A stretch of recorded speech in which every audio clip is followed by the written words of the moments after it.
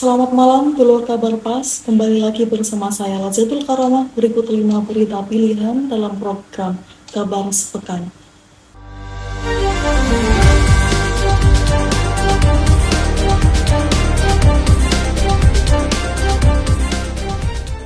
Menjelang waktu berbuka puasa menjadi momentum bagi warga untuk mencari takjil, seperti di kawasan Taman Praja Kota Madiun ini.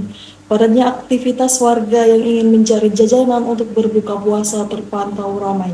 Di kawasan Simpang 5 Bundaran Serayu ini, setiap bulan suci Ramadan menjadi salah satu tujuan warga mencari takjil. Berbagai jenis jajanan dan minuman dijajakan seperti kue, gorengan, sempol, cilok, dimsum, dan aneka minuman. Di momen Ramadan ini menjadi berkah tersendiri para pedagang jajanan. Salah satunya Dea, penjual kue mochi. Dea mengaku penjualannya di momen bulan Ramadan ini naik 2 kali lipat dari hari-hari biasa. Selama bulan Ramadan, para pedagang memulai aktivitas berjualan sore hingga malam hari. Jualan apa, Mbak? Jualan mochi, Kak. Mochi, dessert, ada tiramisu cake juga. Terus mochinya ada 15 lebih varian kalau kita. Oh, yang mana? Mochi terbanyak sih. Terbanyak variannya. Untuk keuntungan masa bulan Ramadan ini seperti apa sih, Mbak? Bisa 2 kali lipat dari hari biasa. Dari hari biasa ya. Beralih ke berita selanjutnya, Reskrim Polsek Kejayaan dibantu Pusir Timur dan Polsek Pasuruan berhasil menangkap pasangan suami istri atau pasutri begal motor yang terjadi di Desa Kurung, Kecamatan Kejayaan, Kabupaten Pasuruan. Namun seorang pelaku lainnya masih dalam pengejaran polisi.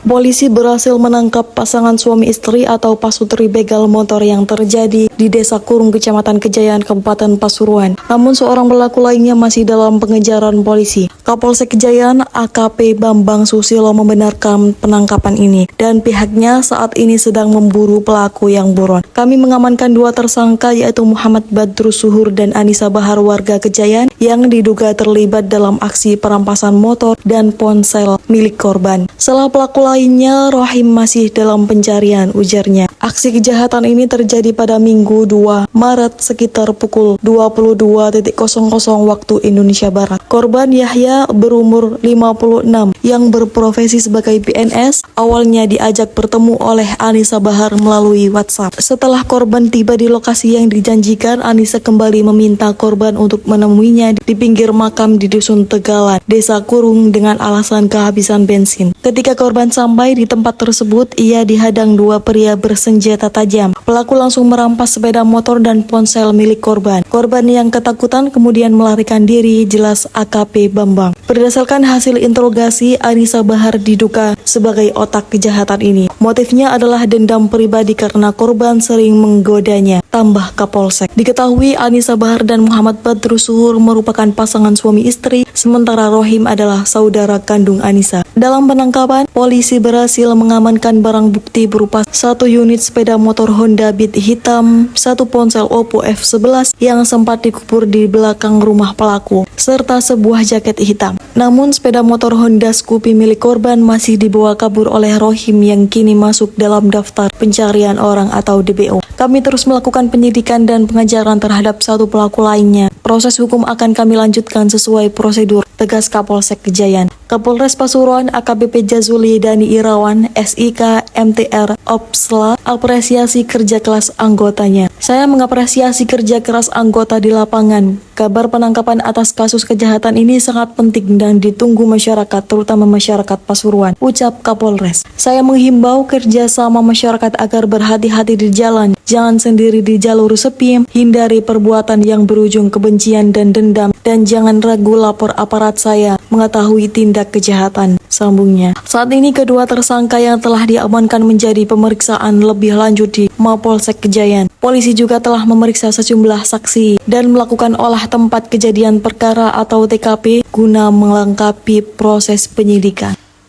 Sementara itu, Bupati Pasuruan Rusdi Sutejo atau Mas Rusdi menegaskan kesiapannya dalam memimpin Kabupaten Pasuruan bersama Wakil Bupati Pasuruan, Haji Sobih Asrori atau Gus Sobih dalam 5 tahun mendatang. Pernyataan ini ditegaskan pada saat menyampaikan pidato perdananya dalam sidang paripurna DPRD Kabupaten Pasuruan pada Rabu 5 Maret 2025 sore. Dalam agenda yang digelar sesaat seusai penandatanganan berita acara serah terima jabatan atau sertijab kepada daerah Kabupaten Pasuruan tersebut disampaikan tentang komitmennya bersama Wakil Bupati Sobi, yakni mewujudkan Kabupaten Pasuruan yang maju, sejahtera dan berkeadilan sebagaimana visi Kabupaten Pasuruan dalam 5 tahun ke depan. Maju artinya banyak lompatan dan percepatan pembangunan yang bisa dicapai 5 tahun ke depan. Sejahtera bagaimana kemiskinan, ketimpangan kesejahteraan sosial ekonomi dapat ditekankan melalui program yang tepat dan berdampak bagi kesejahteraan masyarakat. Berkeadilan artinya semua masyarakat Kabupaten Pasuruan harus merasakan dampak pembangunan secara merata, kata Mas Rusdi di gedung DPRD Kabupaten Pasuruan Bangil. Bupati Rusdi juga mengabarkan perihal kelima misi utama sebagai pedoman dalam mewujudkan visi pembangunan Kabupaten Pasuruan. Di antaranya mendukung, mendorong, meningkatkan kualitas keimanan dan kesolehan masyarakat. Juga memperkecil ketimpangan dan kesenjangan sosial ekonomi melalui program tepat guna dan tepat sasaran. Kedepannya kami akan bangun SDM unggul dan produk asli Kabupaten Pasuruan yang kompetitif, serta memperkuat sinergitas antara pemerintah pusat, pemerintahan daerah, pemerintahan desa, dunia usaha dan kelompok masyarakat sebagai pilar pembangunan daerah. Juga meningkatkan kualitas pelayanan publik berbasis teknologi informasi serta aparatur pemerintahan yang lebih profesional dan humanis imbuhnya. Dalam pidato yang disampaikan setelah penyerahan memori jabatan dari PJ Bupati Pasuruan, Andrianto dan PJ Bupati Nurholis kepada Bupati Rusdi tersebut juga diutarakan tentang akselerasi pencapaian visi misi Bupati Pasuruan, visi misi Bupati dan Wakil Bupati Pasuruan. Semuanya dituangkan dalam 33 program prioritas, di antaranya peningkatan kualitas sarana prasarana, akses serta kualitas SDM di bidang pendidikan dan kesehatan. Tidak terkecuali peningkatan layanan Universal Health Coverage atau UHC dan ambulan gratis di semua tingkatan pelayanan kesehatan. Untuk sekedar diketahui, hadir dalam acara sertijab tersebut seluruh anggota DPRD, jajaran Forkopimda Kabupaten Pasuruan, Sekretaris Daerah Provinsi Jawa Timur, Adi Karyono, serta pejabat atau PJ Bupati Pasuruan Nurholis. Harapannya Pasuruan lebih baik dengan kerjasama dari semua pihak. Pertama kali dalam sejarah Bupati Kepala Daerah seluruh Indonesia dilantik oleh Presiden. Sementara itu, Tim Search and Rescue atau SAR Sabrimob Metro Jaya yang terdiri dari Tim SAR Batalion A dan Tim SAR Batalion B berhasil mengevakuasi sejumlah warga yang terjebak banjir di Cililitan Kecil 3, RT 14 RW 7 nomor 8. Informasi mengenai kondisi darurat ini awalnya diterima oleh Ebda Abster M. Mungkar, salah satu anggota Polri yang viral karena sering memberikan pengawalan kepada mobil ambulans yang aktif di Instagram melalui pesan langsung atau DM dari seorang netizen dengan akun Instagram Reza Elza. Dalam pesan tersebut, netizen melaporkan bahwa orang tuanya, anak kecil, dan beberapa orang lainnya, termasuk lansia, masih terjebak di dalam rumah terjebak banjir di Cililitan Kecil 3 RT 14 RW 7 nomor 8 akibat air yang terus meningkat. Baik Pak, air makin tinggi soalnya ada lansia. Ibu bapak saya sama anak saya masih kecil Pak. Lebih dari 6 orang Pak. Demikian isi pesan yang diterima. Menyikapi situasi darurat ini dilakukan koordinasi cepat untuk mengarahkan 2 tim SAR, yaitu tim SAR Batalion A dipimpin oleh Ibda Siswanto dan tim SAR Batalion B dipimpin AKP Husaini menuju lokasi kejadian. Dengan upaya yang sigap dan terorganisir, seluruh korban berhasil dievakuasi dengan selamat. Keluarga besar Pak Reza dan Ibda Abster M. Wongkar menyampaikan rasa terima kasih yang mendalam kepada seluruh tim SAR dan pihak yang telah membantu dalam proses penyelamatan ini. Keberhasilan evakuasi ini menjadi bukti pentingnya koordinasi dan respon cepat dalam menghadapi bencana. AKP Husaini, Katim SAR Batalion B menghimbau masyarakat untuk tetap waspada terhadap potensi banjir dan segera menghubungi pihak berwenang atau tim penyelamat jika berada dalam situasi darurat. Dengan Mas siapa? Dengan Ramdhani. Mohon maaf Mas, ini kan lagi kejadian banjir seperti ini. Kita minta pendapatnya tentang evakuasi yang kita lakukan nih dari Brimopolda Metro Jaya. Gimana tanggapan Mas? Alhamdulillah evakuasi dari Brimopolda Polda Metro Jaya ini sangat responsif, cepat dan tanggap. Alhamdulillah keluarga saya juga terevakuasi sampai 2 kali bolak-balik tadi ya. Alhamdulillah lancar prosesnya. Terima kasih Semoga semakin sukses Brimob. Amin. Siap.